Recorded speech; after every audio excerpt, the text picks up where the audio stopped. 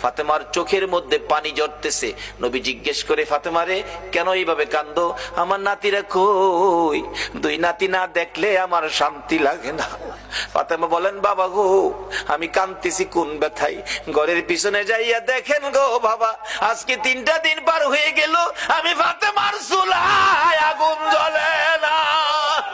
আপনার আদরের দুই নাতি না খাইয়া থাকতে থাকতে পেটের খিদার যন্ত্রণায় ঘরের পিছনে গলাগুলি করে নানা নানা কইয়া কাঁদতেছে গো বাবা। আমার নবী পিছনে যাইয়া দেখে গলাগুলি করে নানা নানা কইয়া কাঁদতেছে। নানা গো, পেটের খিদা গো নানা, সহ্য করতে পারি না। আমার নবী বেরিয়ে গেলেন। ঘুরতে ঘুরতে যাইতে যাইতে একটা ইহুদির বাগানে আমার নবী চাকরি নিলেন। কুয়ার থেকে পানি উঠাবেন, গাছের গোড়ায় পানি দিবেন, পানি উঠাবেন, 1 বালতি পানি 8টা, 1 বালতি পানি 3টা করে খেয়ে